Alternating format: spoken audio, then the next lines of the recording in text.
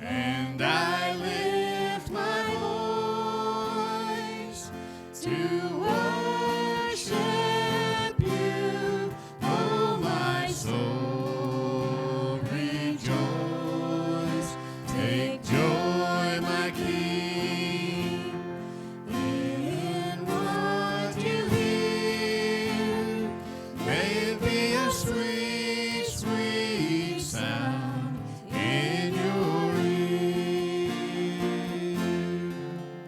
I love you, Lord, and I lift my voice to worship you, oh my soul, rejoice.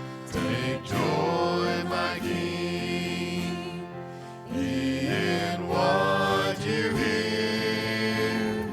May it be a sweet, sweet sound in your ear.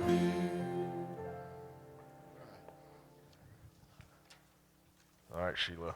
It's reverse time.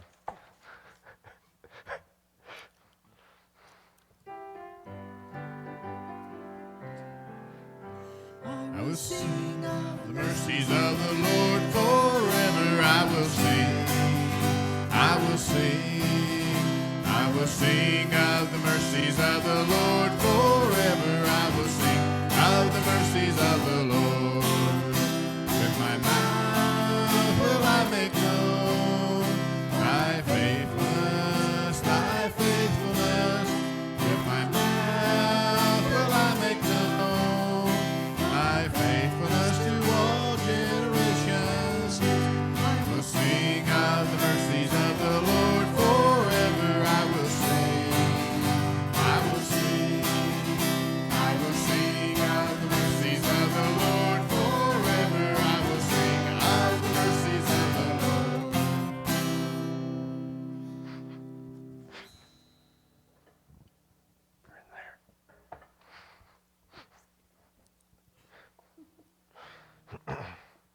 A flat? Yeah, that's what I found in the book, Sheila.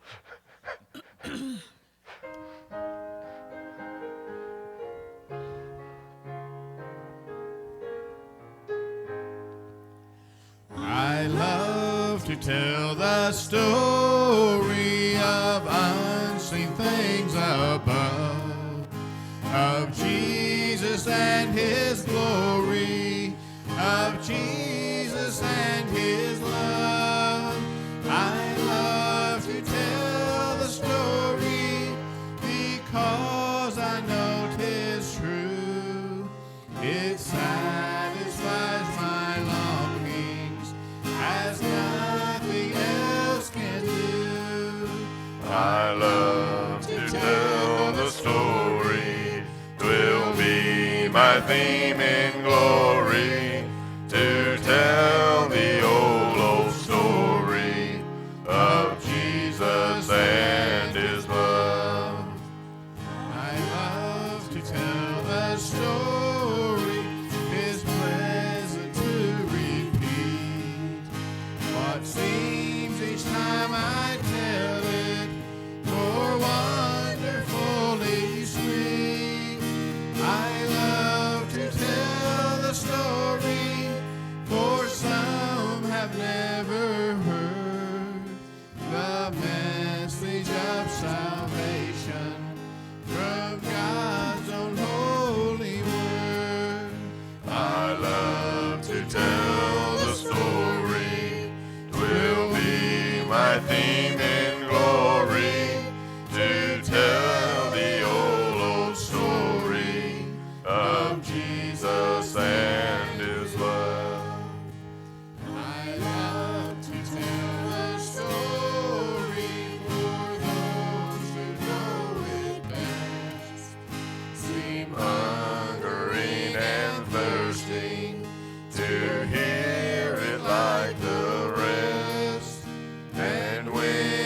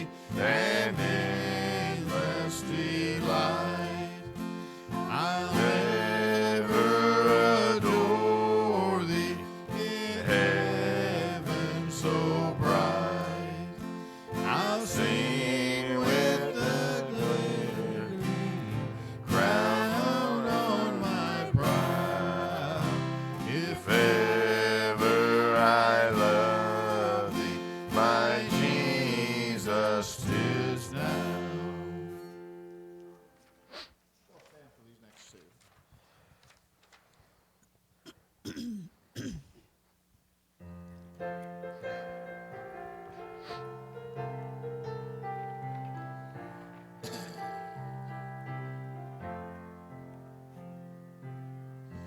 I'm forgiven because you were forsaken. I'm accepted, you were condemned. And I'm alive and well, your spirit is within me because you died and rose again. I'm forgiven because you were forsaken. I'm accepted, you were condemned, and I'm alive and well, your spirit is within me, because you died and rose again. Amazing love, how can it be, that you, my King, would die for me? Amazing love, I know it's true. It's my joy to honor you in all I do.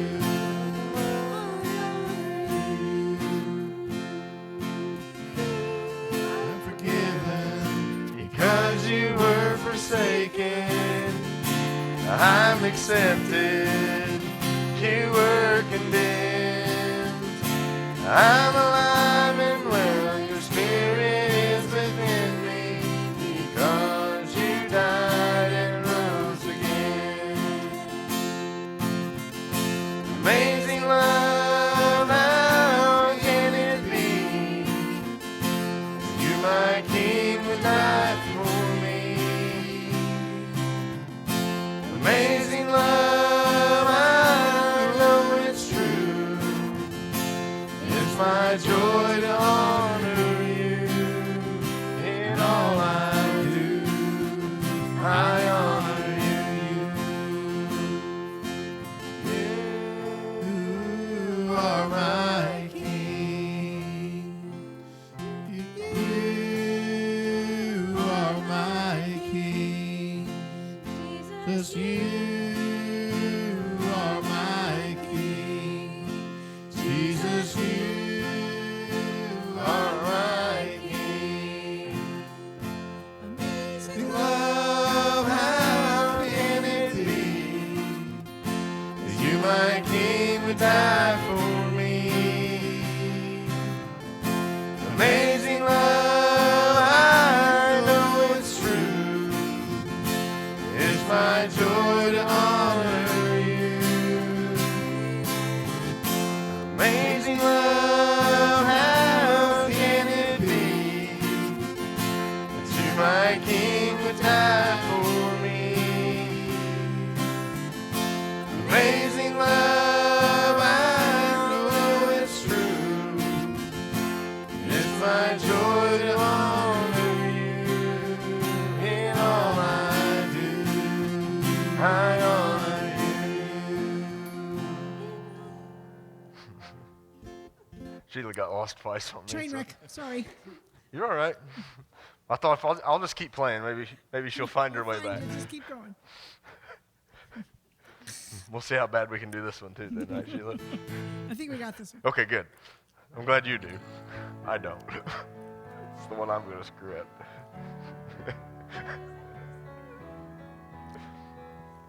My hope Hope is is built on nothing less than Jesus' blood and righteousness. I Dare not trust the sweetest frame, but wholly trust in Jesus' name.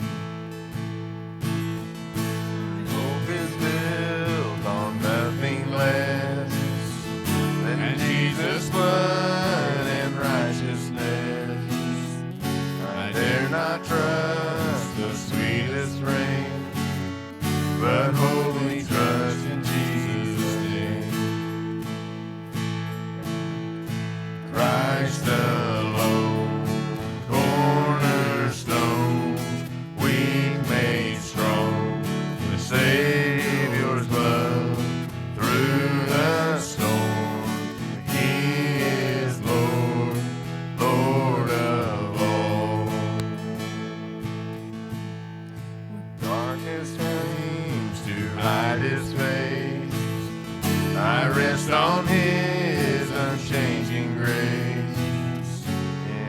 every high and stormy gale.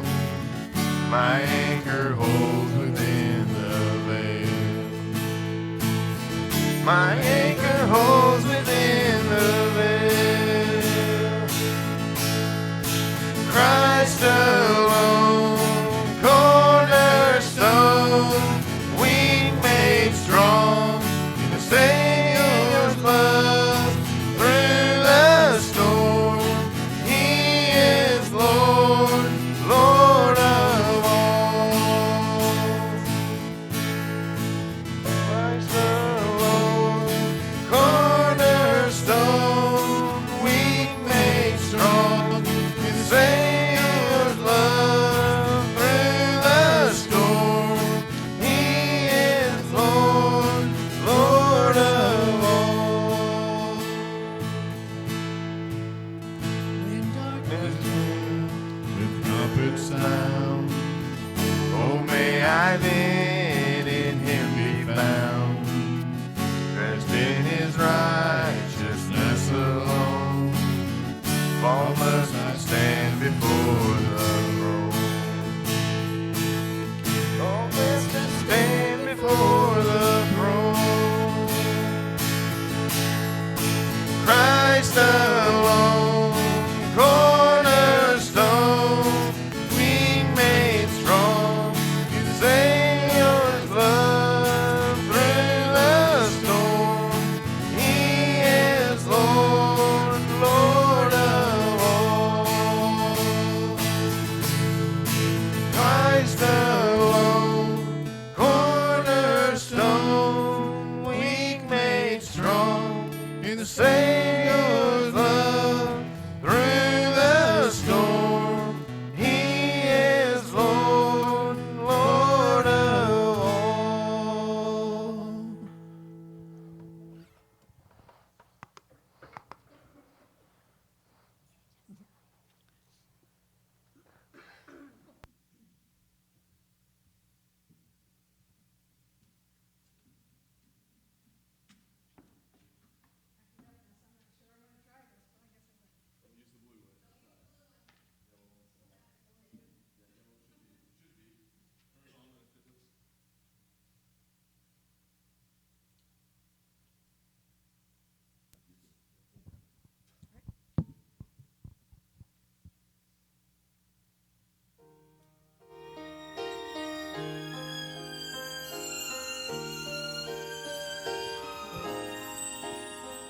He molded and built a small lonely hill that he knew would be called Calvary. Then he made the seed that would grow to be thorns that would make his son bleed. Then he made a green stem, gave it leaves, and then gave it sunshine and rain, sheltered it with thorns. He grew the tree that he would be used to make the old rugged cross. Nothing took his life with when love he gave it. He was crucified on a tree that he created with craft for man. God stayed with his plan. He grew the tree so that we might go free. With tears in his eyes, God looked down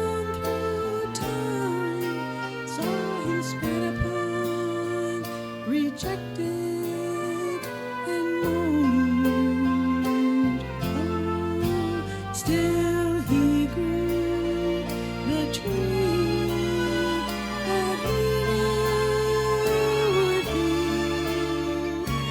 be used to make the old rugged cross.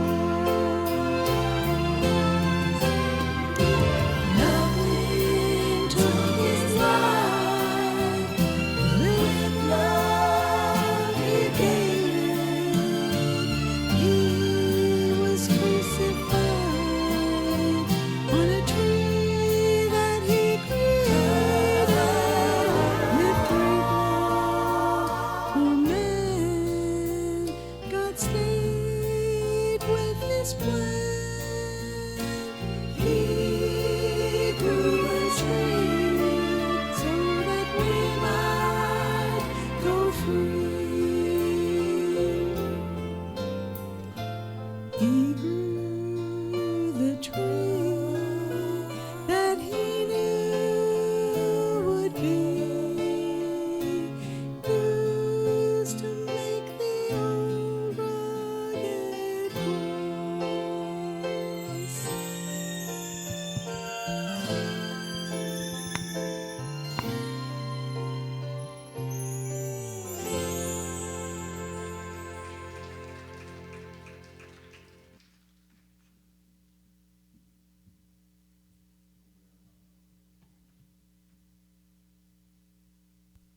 Sheila? I haven't heard that song in a long time either. When you said it this morning, I'm like, I don't know that I know that song. And then you started like, never mind, I know it. Aren't you glad that that tree was created for Jesus to go on?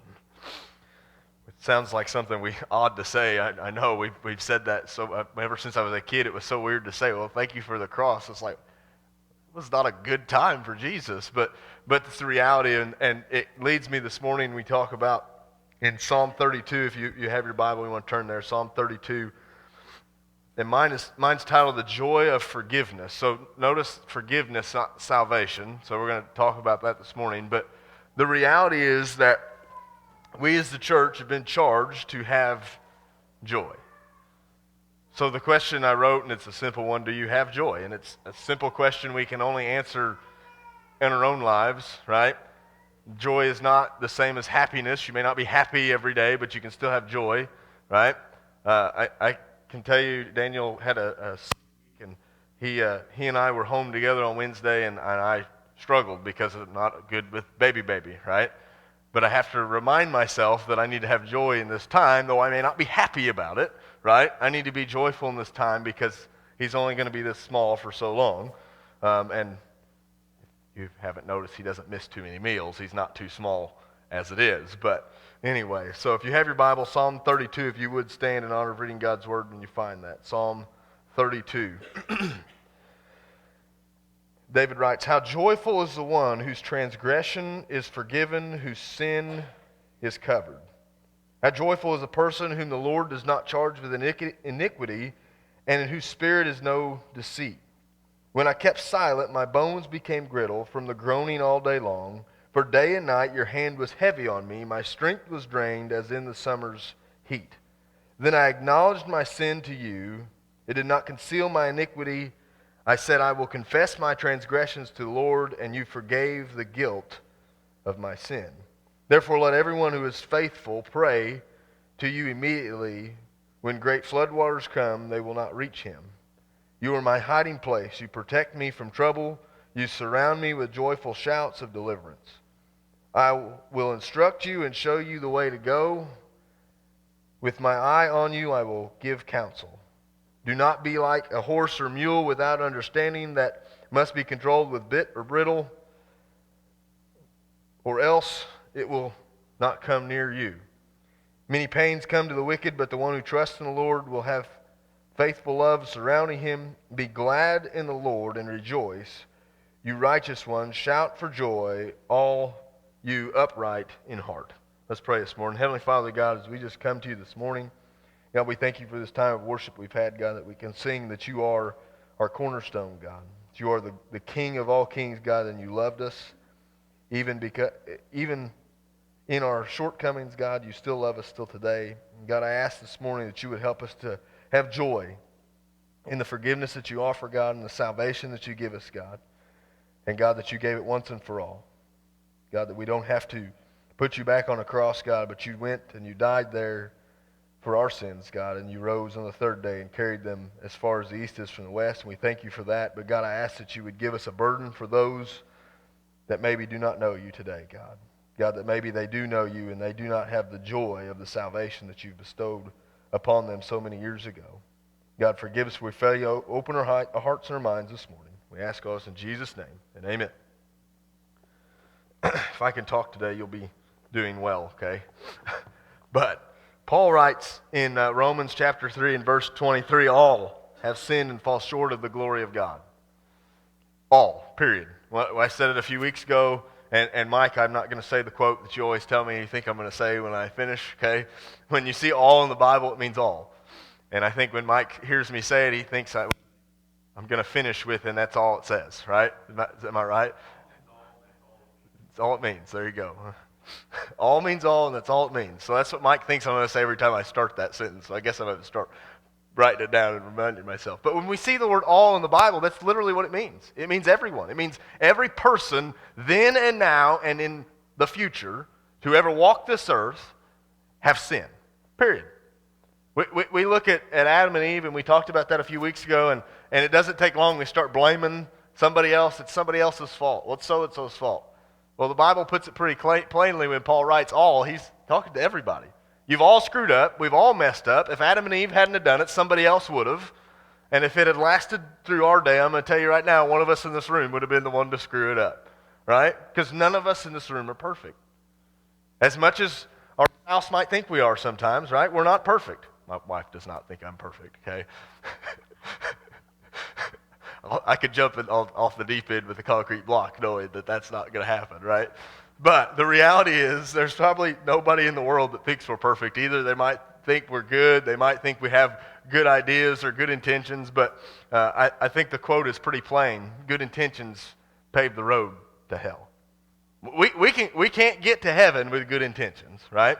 So this morning as we look at these verses, we're going to see that. But Paul didn't simply tell us this to put a point on the board just to tell us, hey, all have sinned. He didn't mean it that way. But what he meant is that it was to remind us, the believer, that we ourselves fell short. It wasn't just the world and the sin that's in the world today, and it doesn't take long to see it. It was we ourselves fell short as well. We can't point the blame too far when we think of who put Jesus on the cross, because we did. I remember being young in my ministry, and we would go to a conference, and the pastor would say that the old saying, love the sinner and hate their sin. He turned it around. Love the sinner and hate your sin. Because guess what? Your sin did the same thing their sin did. And I've never forgotten that. Why? Because it was, the old adage was true, right? We're to hate their sin, but to love them. But the reality was, if you really think about we as Christians, we only have joy because of what Jesus did. And because we were willing to accept it. How many people in the world today would rather deny Jesus just because it doesn't make sense to them? Or because they don't think somebody could truly love the way we say Jesus loved? I don't know about you, I have no doubts in my life that Jesus loved me enough to die on a cross. Period. If he'd done nothing else for me, he died on a cross for my sins. Period. Right? If I didn't have the Bible to go off of, it'd be a little more difficult, I'm not going to lie. But if I had been there with Jesus, in the midst of Jesus, how much different would you feel of the joy that you had being able to see Jesus go through the pain and the suffering?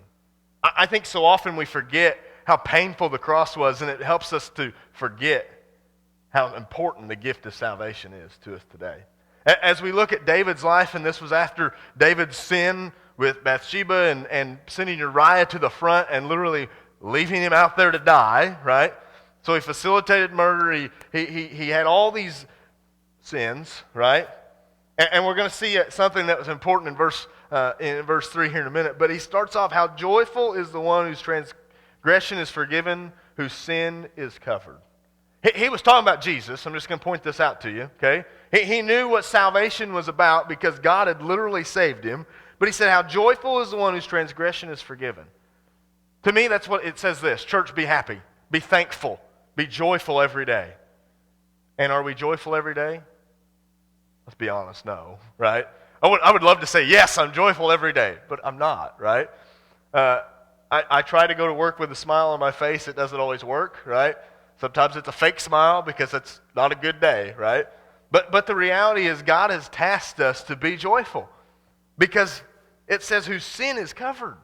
I didn't do anything to cover my sin other than look to Jesus, right?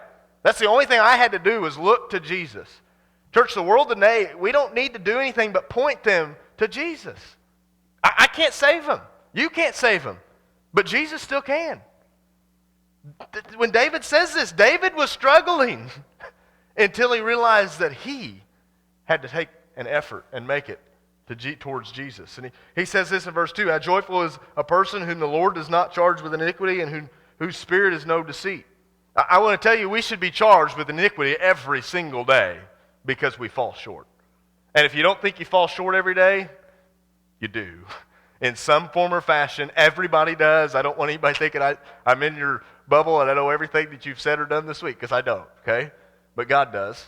And I know without a shadow of a doubt that we've all fallen short this week. We've all said things, we've all thought things that maybe we should never have thought. But he says how joyful we should be that God doesn't look at those.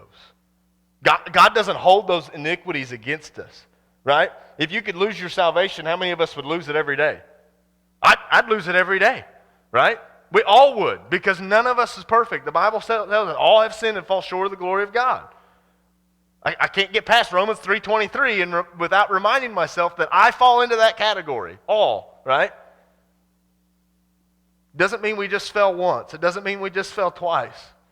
God loves us even though we would fall an infinite amount of time. If this life on this earth was eternity, guess what? We would fail for eternity, right? So I'm thankful this life is not eternity, right? I'm thankful for the day that we can look to and know that we weren't charged with iniquity when we get to see Jesus face to face, right? We make it through the gates. We don't just make it to the gates, we make it through the gates. It's so easy, Christian, for us to get sidetracked. It's so easy to fall short in the world we live in. Because it doesn't take long, something happens, right? You can get up in the morning and pray for 2 hours. I believe this, okay? You can start off your day perfectly with God. But as soon as you get in your car and you start driving, somebody's going to cut you off. Or as soon as you get to work, somebody's going to have something smart aleck to say as soon as you start your day. And you go from way up, I'm feeling good, to feeling way down here, right? Last Sunday, me and Emily got maybe 2 hours of sleep. And we decided we weren't going to go to work Monday. She said, are you sure? I said, yes, because if I go there, the first person that says anything sideways might not have a head afterwards, right? I knew my morning was not going to go well. I could pray all I wanted to, but just going on 2 hours of sleep wasn't going to do it, right? And we've all been there. We've all done that. Most of the time I can handle it, but those 2 hours last week didn't work, okay? I'm just going to throw that out there. But the reality is David knew that he had to change. When we see verse 3, when I kept silent, my bones became brittle from my groaning all day and night. See, David lost more than he gained by being with Bathsheba, right? He lost more than he really gained if you really read Scripture. He lost a child because of it. He lost Bathsheba basically over it. They were still together, right? But there was no love anymore. The reality is when we are silent and we keep ourselves to ourselves and we say, God, I don't need you, guess what? Bad things are going to happen. David thought, I don't need God. I don't need forgiveness. I didn't do anything wrong. Really? You really think you didn't do anything wrong? He says, my bones became brittle from the groaning. I was in so much pain, but I wasn't willing to ask for help from God. Church, how many times have we as a church been in that situation? God, I know I need you, but I just don't want to ask for you right now. Or church family, I know I need some help from my family, but I'm not willing to ask for it, right? How many times have we sat in the pew in silence because we didn't want people to know about our problems? Or how many times have we not walked the altar when God said, I need you to get on your knees? I don't know about you, church, but there's been times in my life when God was calling me to get on my knees at church and I was unwilling to do so because I didn't want people to think, oh, he's got something wrong with him. When I first took the call to be the youth pastor, at East Salem, I've told this story before, another small church had asked me to pastor, and I was in between. I didn't know what I needed to do, and I remember just going to the altar and crying. And I had people come up to me, "What's wrong with you? You all right?" Like, I was fine, right? I couldn't make a decision, right? But sometimes God will lead us to the altar to make us brittle on our own, to get our attention, to tell us, hey, you're not listening to what I want you to do, right? David wasn't listening. David could have been the best king, right? We still talk about him, so he wasn't a bad one by any means, right? But he could have been the best king ever without this one mistake. Look at your own life. How many times could you think you'd be that much better without that one mistake, without that one problem? For day and night your hand was heavy on me, my strength was drained as in summer's heat. I want you to think about this for a minute. When you got to the point that you needed Jesus, right, and you knew that you needed to turn your life over to Him, what did it feel like? How about you? But I felt this heavy hand on me. I felt like I couldn't do anything because I wasn't being obedient, right? I was 8, but I remember feeling that if I would just do this, maybe I'll feel better, right? If I just accept Jesus, maybe I'll feel better. There are people in the world today that don't have any joy, listen to me, because they're running from God. Maybe from salvation, maybe from working for God. There are people in the church today that do not have joy because they can't get past themselves to allow God to have control of their life. I've been there, done that. Emily will tell you it was not a pleasant experience. But sometimes we have to get so broken and so brittle that we see what God was truly doing. David had to get to rock bottom before he saw what God was really doing in his life. I think David prayed before this. I think David prayed for his child to be saved. I know he did. It's in the Bible. There's other things David prayed for. But he hadn't asked for forgiveness, so God didn't hear him. What's the only prayer God hears from a lost person? The prayer of salvation. That's the only prayer God hears from a lost person. And I've had people argue with me, and that's fine. I don't really care. If you're a lost person today, though, and you're going to God asking for help for your grandmother's situation, He ain't hearing you, okay? He's not. He hears from His people. And He hears the cries for help. But then He says in verse 5, "Then I acknowledged my sin to you and did not conceal my iniquity, and I said, I will confess my transgressions to the Lord." I acknowledged my sin to you. God already knew that David had sinned. And church, He already knows you've sinned too. He already knew that David had fallen short. But David hadn't went to God and said, "Hey God, I fell short this week." Church, He's doing this in your life today. You can talk to God till you're blue in the face. I believe that, okay? I've been there, done that. Pray on your face, whatever you want to call it, right? But we still have to look to God and ask for salvation. I don't believe you lose your salvation. I don't believe that ever happens. But I do believe you can drift from God. I do believe you can act in disobedience so much to God that you don't feel Him near to you anymore. David was there. David hadn't lost God. David didn't lose anything, but he had drifted from God because he let the world tell him what was all right. Church, we as a church have let the world tell us what the church should be doing. Whether we like that answer or not, it's a reality. We have allowed the world to tell us, well, church, you got to stay in that corner. And guess what? We've done a good job staying in our corner. Church, I want to say this without being rude. So if it comes off that way, please don't throw anything at me. It's not the point. The reality is we have to step up our game. Okay? We talk about it being a game. It's not. It's life or death, right? When I think of getting people saved and putting them in the hands of Jesus, guess what? That's our job as the church. It's not just one of us' job. It's all of us. Not all of us are called to be pastors. Not all of us are called to be musically inclined, but we're all called to point people to the feet of Jesus. But David continued and he said, and you forgave the guilt of my sin. Who did he give the credit to? He said, I went to you, right? I shared with you, but you did the saving. You did the changing. Church, God is still in the saving business today. Because He says this, "Therefore let anyone who is faithful pray to you immediately. When great floodwaters come, they will not reach him. And he says, you are my hiding place and protect me from trouble. You surround me with joyful shouts of deliverance. We have a God who fights for us every day. He loves us enough that he didn't just send his son to die, but he sent the Spirit to live inside of us, to fight for us, to remind us, child of God, that you are still a child of God. You may fall short today, okay? You may say something to the wrong person in the wrong tone. Maybe like Kerry's story from high school when he got poked in the backside. The guy he told to quit, right? Turned around and knocked the biggest guy on the ground. Wasn't the same guy, right, Kerry? Sometimes we got to do that in life, though. Guess who that big guy's going to be? It's going to be Satan, right? Sometimes you got to turn around and just punch him in the mouth. And I know that sounds bizarre, but that's the reality. Satan uses his mouth to distract us. He uses a lot of things, but he uses his tongue the most. He uses his tongue the most. What did he do against God? He used his tongue against God. God, I don't need you. I could be greater than you on my own. Who made heaven and earth? God did, not Satan. Who made hell? God did for Satan. I want you to think about that. Satan didn't even make hell. He just lives there. God made it for him because Satan has no power to make anything on his own accord. He has the ability to break a lot of things, don't get me wrong. We talked about it in Adam and Eve.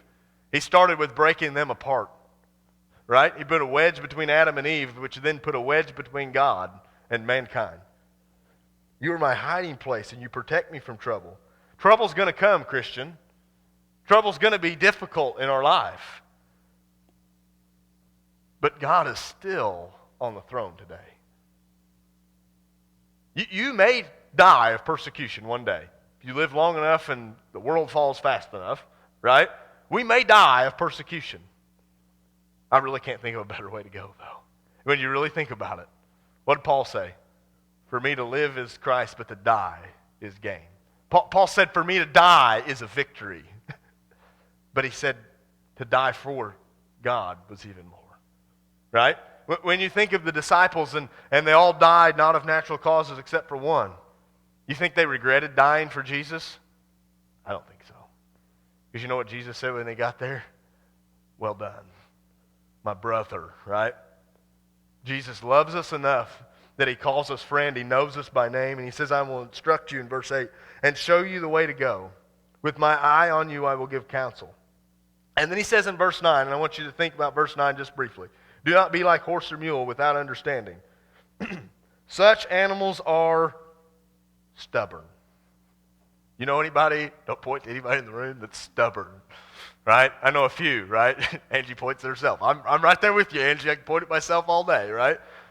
I don't want to listen to God. I don't want to go where he wants me to go sometimes. But he says don't be like those animals, like a horse or a mule, that you literally have to drag with you to get to go, right? It'll laugh at you the whole time because you're dragging along and it's fully capable of walking, right? There are people in our lives that we may have to drag along to church with us. We may have to drag them to the feet of Jesus to get them to see him, right? My dad didn't get saved till he was 40 years old. And I don't know that he would have if Richard McCormick hadn't walked through the door and drug him to the cross, right? I really don't know if he got saved that day. But the reality is he will show you the way. He will instruct us, church. We and Rick were talking during Sunday school that we just didn't know how to get more people. We didn't know what that ministry was. I've been telling them on Wednesday night, there's a ministry that's opening for us to pour this money in that we're going to be able to have extra. I say extra very loosely every month after we pay this building off. And I don't know what that ministry is, but I know God's got a ministry for us as a church. But we got to speak to God, right? I got to look to God for him to give me counsel. I've got to look to God that I would have the understanding of where he'd want me to go, right? They must be controlled, or else it will not come near you. There are people today that don't want Jesus, and they will fight you like the plague, right? They'll run away from you as far as they can go because they don't want to talk about this Jesus. And if somebody is fighting the power of Jesus in their life, that they just are running from God, they're going to run even further away. I don't know about you in the room, but I know when I was fighting to become a Christian, I didn't want to turn my life over, right, at 8. I didn't even want to go to church. I didn't want to show up every week because I knew I was going to get slapped in the face with it again, right?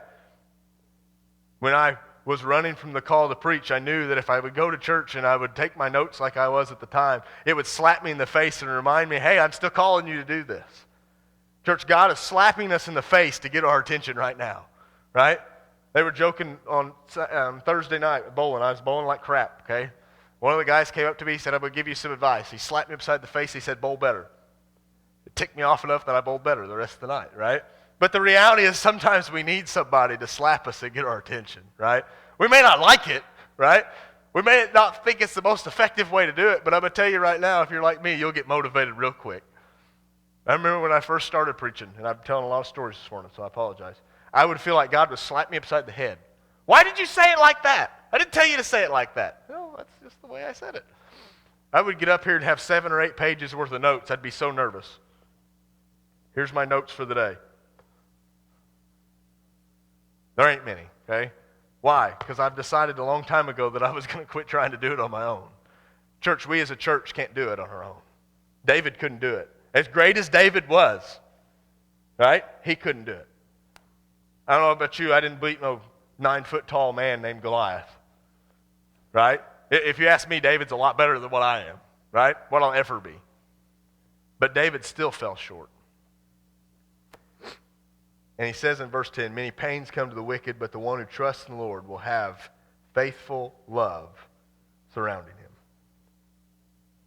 Just because you have love around you doesn't mean life won't hurt sometimes.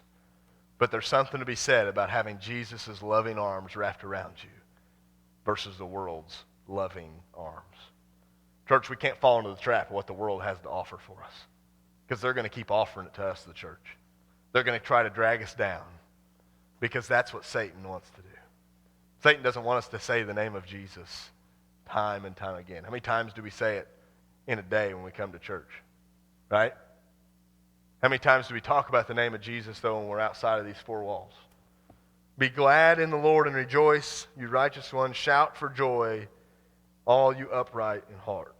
We should be shouting for joy day in and day out. We went to King's last Sunday night for the choir singing, the Mennonite choir.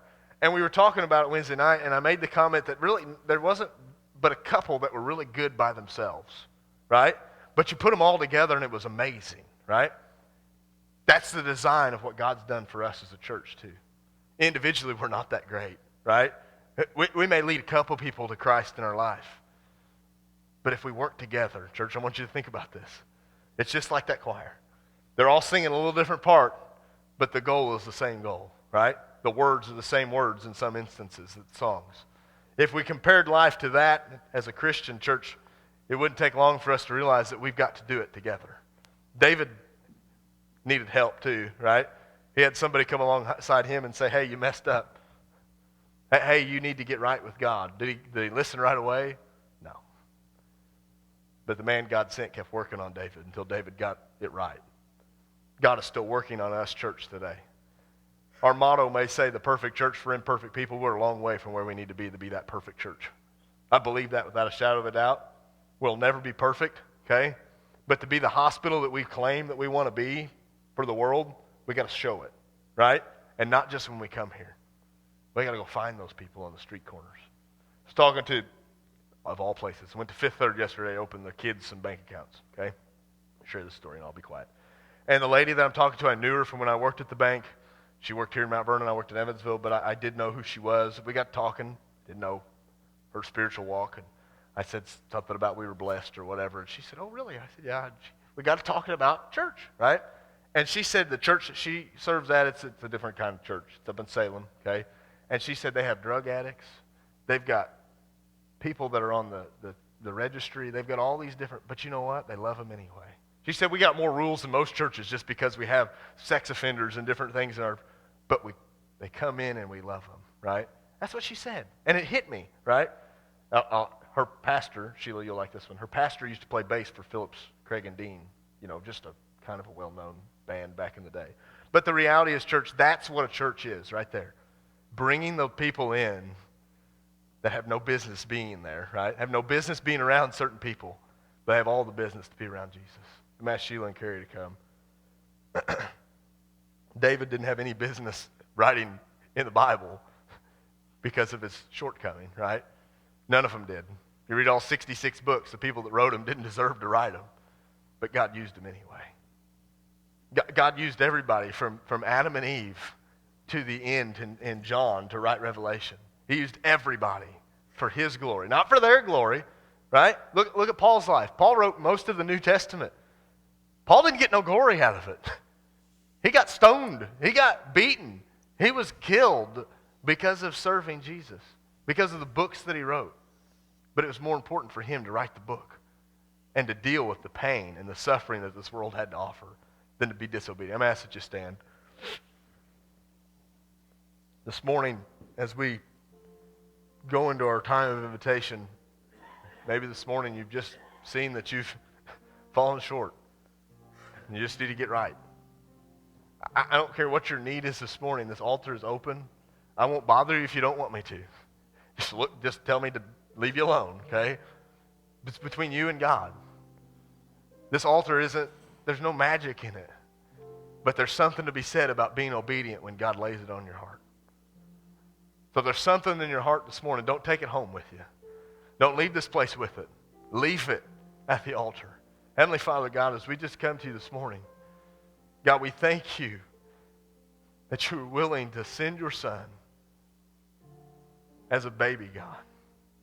Not just to send him, but you sent him in the perfect way, God, that all have access to him.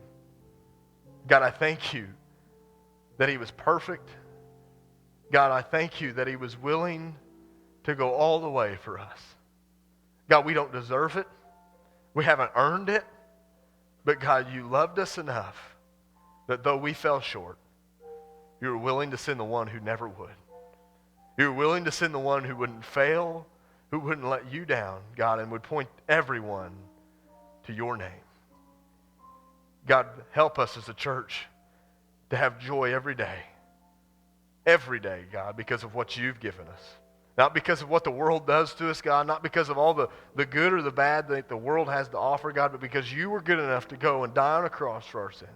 And God, that you were willing to not just stay there, but you were willing to rise up on the third day. God, you were willing to pick up your life again and show the world that you can do anything. God, help us today to remind ourselves that you are still in control. Though this world may get dark, God, may be hurtful, we know that you are still on the throne today. You are still King of Kings and Lord of Lords. And God, you're not going anywhere. God, I ask that you would help us as a church to be mindful, God, that there are people around us dying and going to hell. But God, that you can help us to point them to you. God, that you can help us to point people to your feet and that you'll save them, God. You'll clean them up and you'll do the work, God. All we have to do is point them to you. God, help us to be obedient in that. God, in this time of invitation, I just ask that we be obedient to you. Don't let us leave here in disobedience, God. God, don't let us leave here with the iniquity still on us. Let us leave it at your feet and turn over a new leaf to you today, God. God, we may still fall short tomorrow, but God, help us to remind and be reminded, God, every day that you still love us through our shortcomings. When Paul said all have sinned, God, that wasn't the end of it. You gave us a way, God. You are the way, the truth, and the life, God, and no one comes to the Father except through the blood of Jesus. God, I ask at this time that we just be obedient. Forgive us, we pray, in Jesus' name, and amen.